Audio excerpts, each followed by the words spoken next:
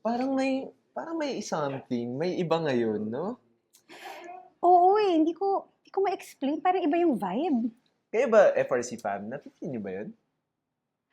Alam ko na! Pasko na! Hi, FRC fam! Again, it's Chai. And rap. Yes, and dahil Pasko na, we have an early Christmas gift for you! Tama yan. Very special ang ating episode for this season because we have special guests with us. Yes. Oh, hindi lang isang guest, kundi isang pamilya. O, diba? Nandito na nga ata sila. Oo nga eh. Hi! Hello! Hello! Good afternoon! Welcome! Hi! Welcome to the Yes! Family Rosary Crusade Office. Hi, Hello po. Chay. Ayan. Welcome. Hindi ako informed sa ba? Alright, let's welcome the Dalusong Family. Hi. Baka pwede po kayo magpakilala sa ating efforts. I'm Tristan. I'm Mads. I'm Josh. Alright. Yes. Oh, Excited na kami. Together with our FRC family na makilala ang family niyo. So, tuloy na natin sa studio yung kwentuhan. Sure. Tama. Okay, punta tayo sa studio. In 3, 2, 1. Wow! Sana kung ganun lang kabilis mag-travel. Oo nga. Christmas rush. Oo. Taon na taon pa naman. Oo. We are back here in our studio for this December's episode entitled Pasko Linggo-linggo. Wow! Hindi lang isang araw ang Pasko, linggo-linggo Yes, ah. imagine the Christmas spirit every week Mm-mm. and every day of our lives. Parang ang sarap sa Wow. pakiramdam. Oo, totoo. And syempre, kasama sa Pasko Linggo-linggo episode natin is, of course, our special guest. We have Tito Tristan, Tita Mads, and of course, their son, Josh, who is also part of Christ the King, Green Meadows Parish Community, and of course, the Ligay ng Panginoon Community as well. Welcome to the FRC show. Yes. Thank you for having us. Yes. Sige, so why don't we get to know our guests? Introduce your family to us. Basically, Mads and I have been married for almost 36 years. Wow. And we've been with Ligaya ng Panginoon for 18 years now. We have been with the CTK Parish Community for That's the the past Christ the King. Christ the King. Yeah. So for the past 12 years. Wow. And wala lang dito pala yung yung eldest daughter namin who's married already pero she has work, and our younger son, yung sumunod sa kanya, who's abroad, who's working abroad. So, bunso pala si Josh. Oh, yes. Mm. Of course. Very well taken care of by my older siblings. Bunso, ano? That's good to hear. Oo nga. Chay, alam mo, very fitting that for our Christmas season episode, we have a family here with us. And that's Yes. really one of the things that we promote here in Family Rosary Crusade. How our families can pray together and celebrate Christmas and lots of different seasons. Sabi nga natin kanina, di ba, Pasko Linggo-linggo. Yes. Kaya actually gusto ko makilala sila as family. Like, family dynamics. Dito, Tristan, paano ba yung relationship niyo? I know, of course, yung dalawa niyong anak is also have different lives already, and si Josh na lang yung kasama sa bahay. So, how do you stay together? Well, we've always been very close actually. We managed to raise our kids in a way that they support one another. Sabi nga ni Josh, Oo nga. he's well taken care of by his kuya and his ate. Siguro, I'd like to give credit to my wife for that. No? Siya talaga yung Sweet naman. nag-aano na yun. When it comes to sa kids, how to raise up the kids, it has always been my wife. Kasi sa totoo lang, muntik na magmadre yan. But God had other plans for her, so Baka pwede niyo po kaming pahapyawan ng story na yun. Mm-mm. Tita Mads. So, Tristan and I have been married for the past 36 years. We've been in Ligaya for 18 years. Before Ligaya, we were with Couples for Christ. We thought we were burning out from all the service, so we wanted to find time, more time for the children, for the family. So we lied low. We dedicated ourselves to the parish for the meantime. But then I said to myself, if I ever go back to community again, the only community I want to go back to is Ligaya ng Panginoon. And fortunately, so many years later, we were invited. Napaka-service oriented ng family niyo, Tita Mads, no? But maybe I wanted to understand more, paano naman yung side of your family? How does that influence you as a mother and also your family dynamics? I've always been concerned about raising my children of course, as parents, the best way possible. We wanted to teach them values, but of course, they have their surroundings, they have their environment. We can only control so much from the home. That's why we joined a community, because we wanted them to grow with people of the same values. So siguro we're just like every other family. It's just that I grew up in a home, Tristan grew up in a home where hearing Mass every Sunday is a must. So when they were probably small, I was dragging them to church. But as they acquired the habit of going, he's confirming. So as they acquired the habit already, I don't have to tell them anymore. They just go on their own. So a classic example, we were visiting our son in the UK. He works in the UK. And he missed Mass because I think my sister brought us to a church that was saying Mass in Italian. So he didn't understand it. So he left the church. So then when we got home, he made it a point to still look for a church that says it in English, because he couldn't miss Mass on a Sunday. Wow. And that really meant a lot to me as a mom, because even if I'm far away from them, they still follow the practice of hearing Mass every Sunday. They're very, very, very basic. No? Grabe, importance of going to Mass, establishing family habits and faith practices. How did you experience that, Josh? I mean, for the most part, mom and dad were very, they taught it to us very young. And so they didn't really need to force us too much or anything, because when you're a kid, of course, you'd want to listen to your parents. Yeah, so you'd want to be able to make them happy and please them. So they taught us in a way that was very convincing. And so as we grew up, it just became part of our regular life to pray with them and to go to Mass every Sunday. It's very simple. What was the most convincing part about it that actually urged you na, okay, may value talaga yung pagpunta sa Mass? I think for me, at least, it was when mom made it a point to tell me that it's just an hour and you have the whole week to yourselves, but at least give this 1 hour to the Lord. I think I've heard of that also. Narinig mo na rin ba yun? Our parents Oo. really instilling the value of going to Mass. Parang kahapon lang sinabi ata sa akin. Very No, but Was it a Sunday really, yesterday?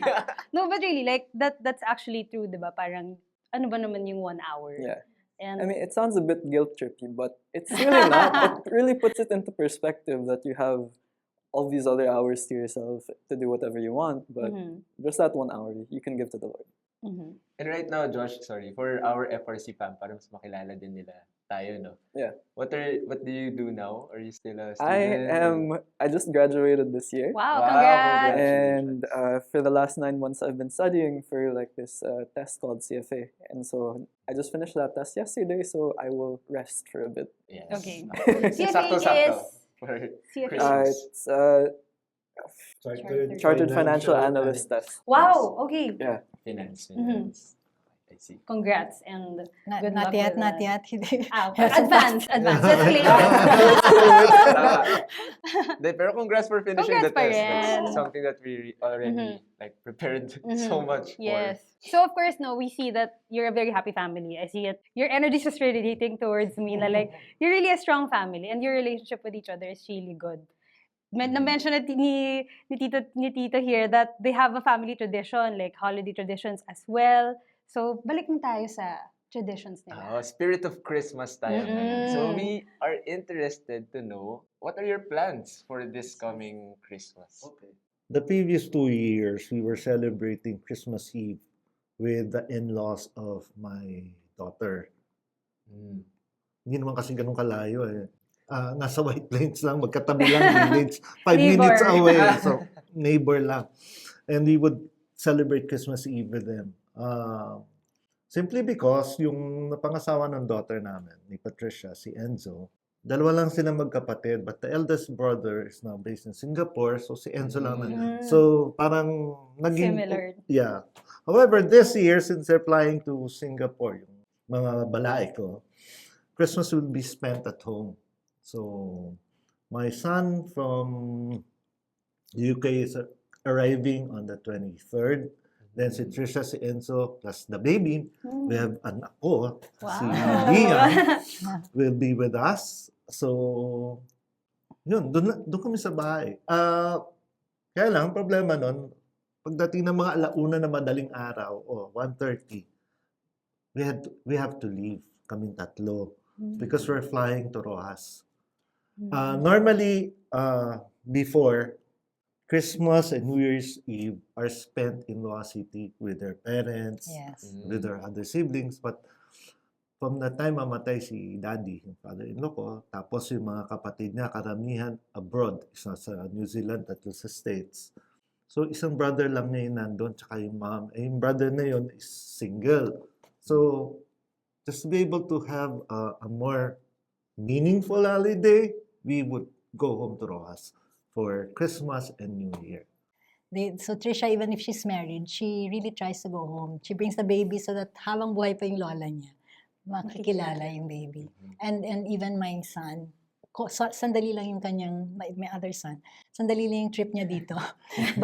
but I require him to go home and see his lola kasi, diba, iba yung pahinga sa probinsya, the pace is slower.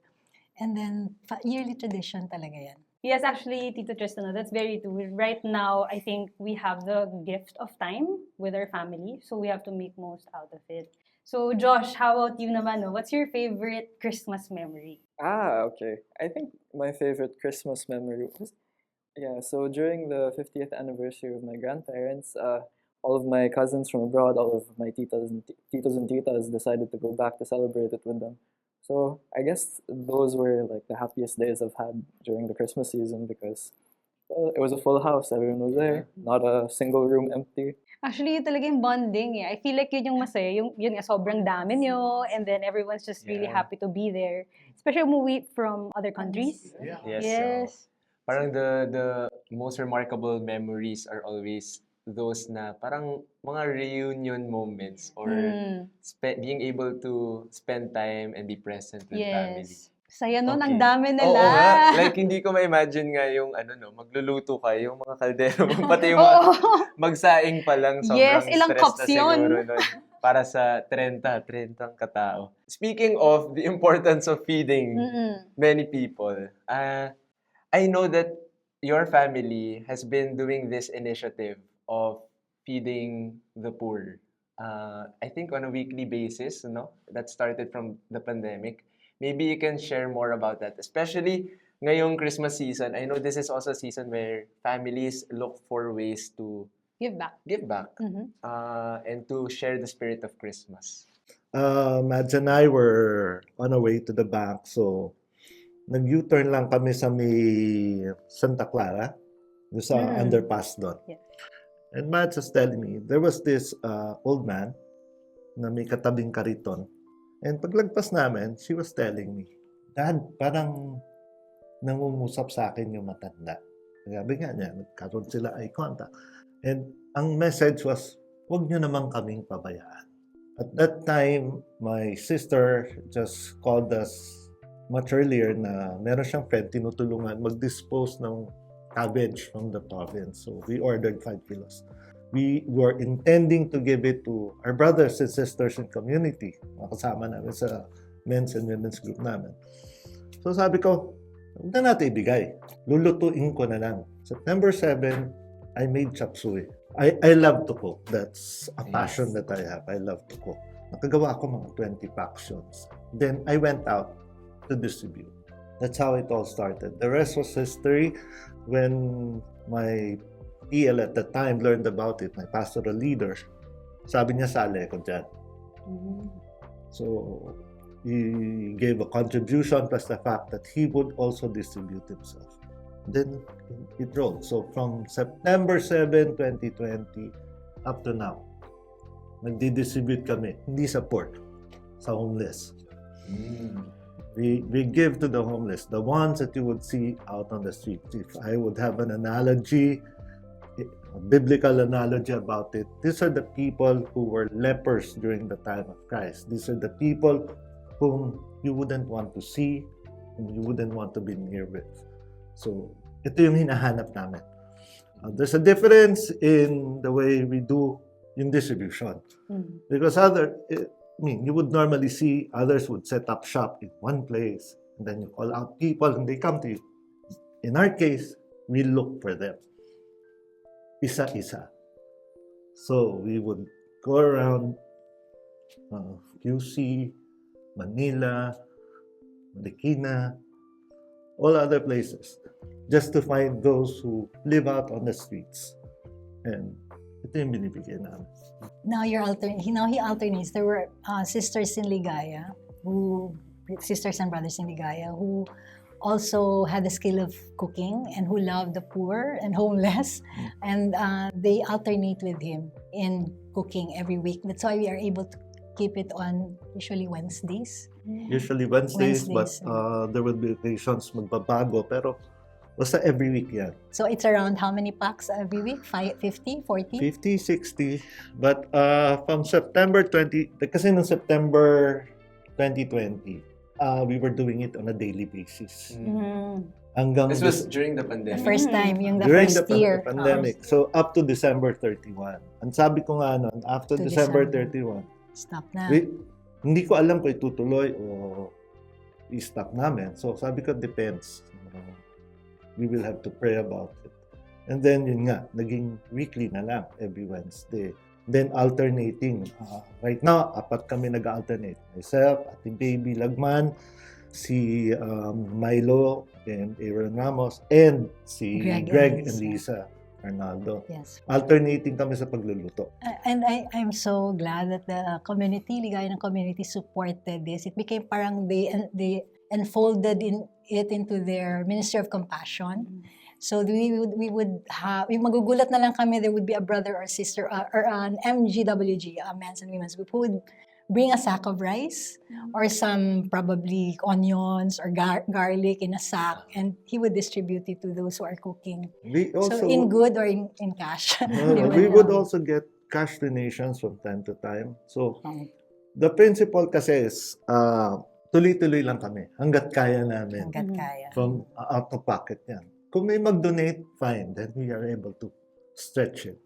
So, we've been able to stretch it for more than 3 years now. And, Grabe, ang tagal mo yun. Siguro gusto pa niyang ituloy. Gusto Kasi pa niya hindi pa ituloy. kami nauubusan. kasi ang una sabi ko noon, I was telling them, I would be the first person to be happiest if I can't distribute even a single piece of food pack outside. Because it would mean somehow, government has done their duty of taking care of all the people that you see out on this.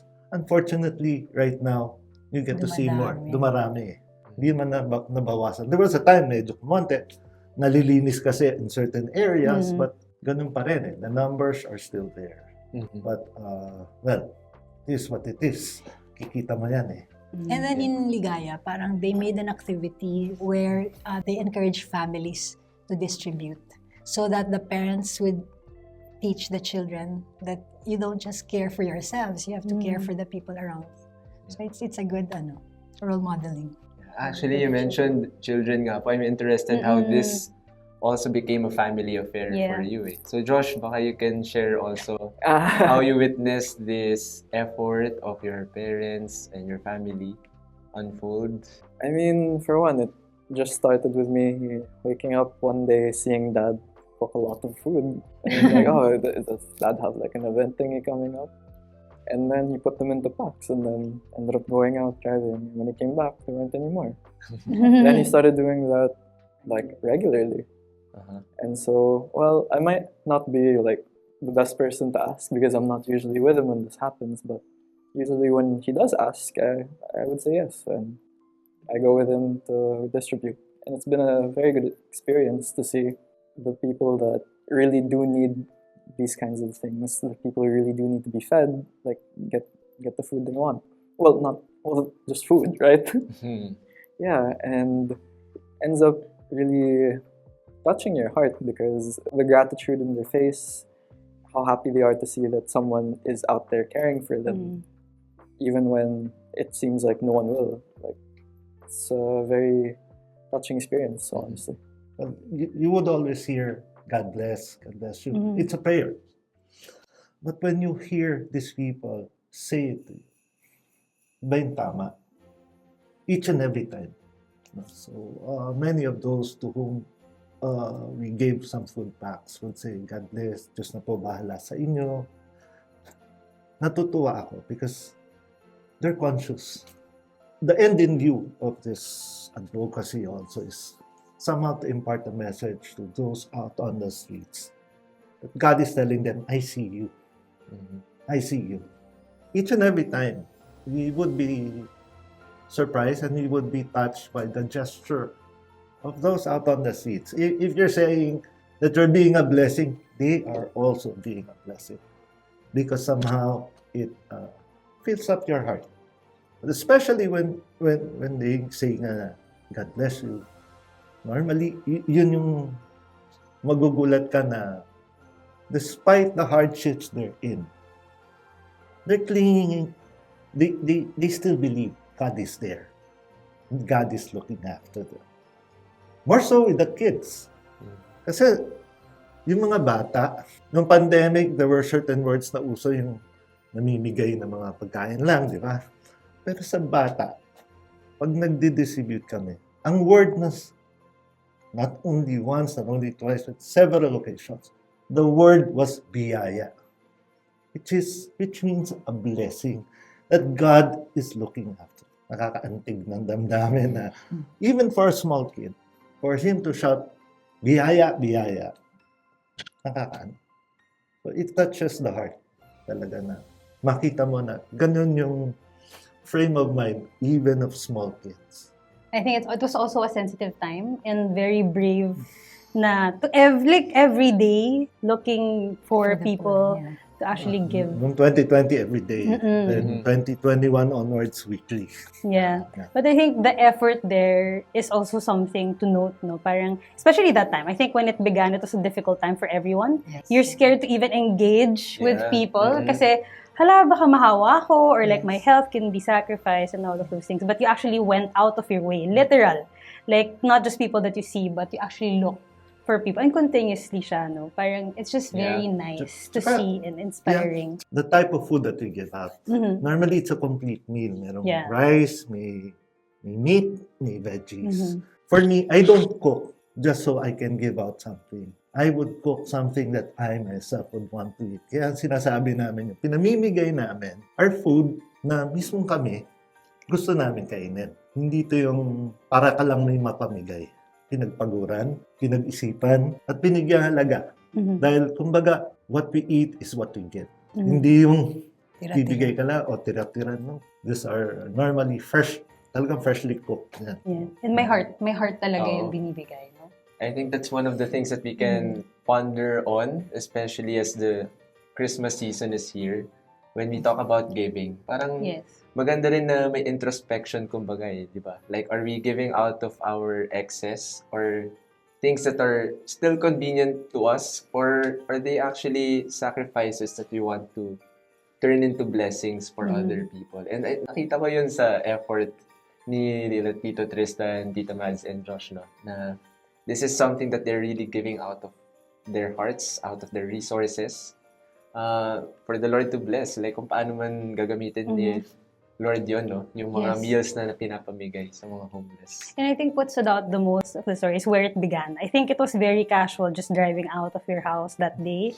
And then, merong connection. And then, parang yun yung calling. The Lord can just call you, no? Parang iba yung hit nun, tas you're still continuing that to this day. Yes. So, takes commitment.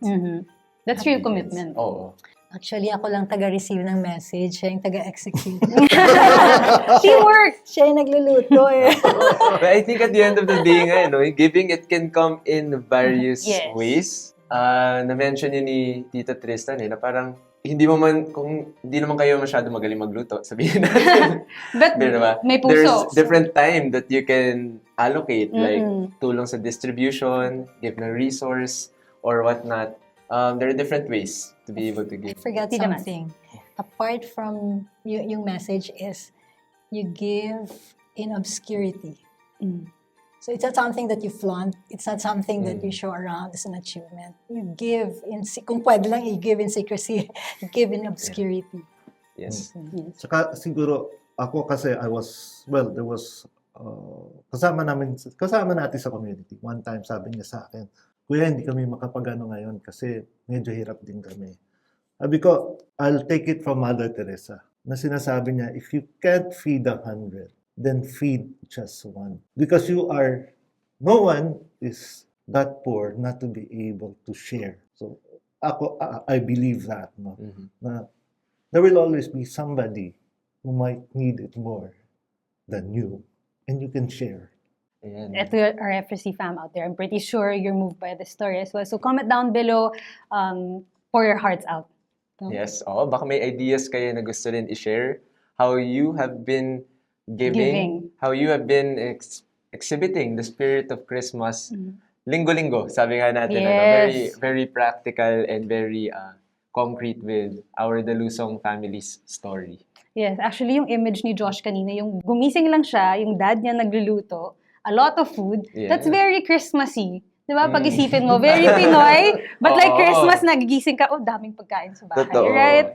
So I think it also echoes our show today, our Yes. topic na Pasko Linggo-linggo, because you can have Christmas every single day if you would want, di ba? Oo. It's really the spirit of giving and thinking about others and experiencing it together Yes. as a family with the people that you love. So we'd like to thank the Dalusong family for Yes. being here with us. Ako, ang na-pick up ko talaga is how I saw the rootedness in faith and in prayer and how the Lord used that to inspire you to give and to share your resources because of your relationship with the Lord as a family. Kitang-kita naman natin sa kung paano nila na-share yung effort nila. Definitely give in obscurity. I hope this episode shedding the story into light is something that inspires the families who are watching, kayo, FRC fam, to Yes. find a way this Christmas season to do the same. Yes, tama ka, Rab. Actually, thank you so much. Tito Tristan, Tita Mads, and of course, Josh, for sharing your stories, sharing your hearts. And sana ma-inspire nga ang ating FRC fam out there na, in the simplest ways to always give back. Remember that Christmas isn't about like the decorations, it's about the heart. Give love on Christmas Day. Yes, ayan. But not just on Christmas Day. Kasi gusto Linggo-linggo. natin Pasko, linggo-linggo. Kung kaya, araw-araw. Pero linggo-linggo is Sa mga ate kuya. mga ate Huwag kuya. natin kakalimutan. Yung mga bunso. Ay, huwag kalimutan mga bunso. Yes. Ayan. Thank you Yes, so thank much. you. Thank you Thank for you so having much. And to our FRC fam out there, I hope we were able to touch your hearts this Christmas season. Again, it's Chai. And Rap, who leave you with the wise words of Venerable Patrick Peyton that The family that prays together stays together. and the world at prayer is a world at peace. Merry Christmas! Oh, Yun. Kainan. enjoy niyo po yung